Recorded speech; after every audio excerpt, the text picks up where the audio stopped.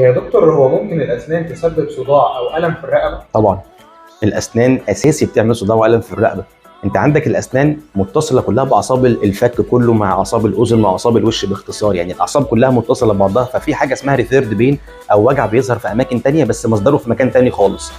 لو هنيجي نتكلم بدايه مثلا حساسيه الاسنان، لو في مريض عنده حساسيه جامده جدا في اسنانه، الهواء اللي بيخش بيتعبه، ده طبيعي بيسبب صداع. يعني طبيعي هتلاقي اسنانه مسمعه فوق كله. لو في مريض عنده مثلا التهابات عصب او تسوس عصب، مصر كلها جربت وجع العصب. وجع العصب بلغه المريض ده وجع بيضرب في الدماغ، بيضرب في الدماغ.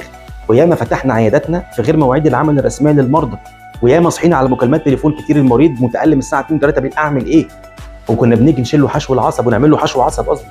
فانت عندك مشكله العصب دي بتسمع في الدماغ وتعمل صداع مش طبيعي. لو انت عندك مثلا مشكله في ضرس العقل، دي اتكلمت عنها كتير. ضرس العقل ممكن يعمل لك خراج، يعمل لك تعب في مفصل الفك، يعمل لك تعب تحت الدقن وتورم، ممكن يعمل لك مثلا صديد والتهاب في الاذن الوسطى، يعمل لك صداع وعدم اتزان، وارد وبيحصل. لو انت عندك مشكله في مفصل الفك، مش قادر تفتح بقك قوي، بتاكل حاجات خشنه كتير، بتضغط على البنك، بتاكل لبان كتير، فبتحمل على المفصل نفسه، بتاثر على الودن، تعمل لك صداع. لو انت عندك مشكله في عضلات الفك نفسها، زي مثلا انت خلع سنانك كلها، المفروض لما تيجي تقفل سنانك ربنا بيخلي السنان بتصد بعضها، فبتريح الحمل على عضلات الفك، يبقى الفك بيقفل ومحمل على السنان. لو انت خلع السنان بتقفل على ايه؟ العضلات اللي بتوقف البق، يبقى الحمل على العضلات جامد جدا، بيعمل لك صداع، وده بيخلي لك بقى الموضوع منتشر في الرقبه وفي الدماغ.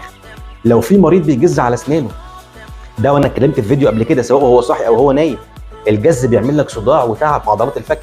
اذا عضلات الفك نفسها لو في عليها تحميل كتير قوي اكتر من حملها، ممكن يعمل لك صداع ويعمل لك ريثيرد بين او وجع يظهر في اماكن تانية.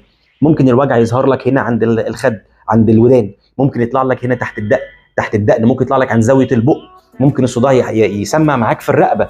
كل العضلات دي متصله ببعضها تعمل لك الوجع. فطبيعي الاسنان ليها علاقه قويه جدا بالصداع والم الرقبه، بس هي محتاجه حد بروفيشنال يقدر يشخص الموضوع ده، لان المريض نفسه ممكن ما يبقاش عارف ان الوجع طالع من السنان، فهيلف لفه محترمه عند مخ واعصاب، عند انف واذن، وممكن يكون عنده مشاكل في الانف والاذن والدكتور يعالجها فعلا، بس الوجع ما راحش.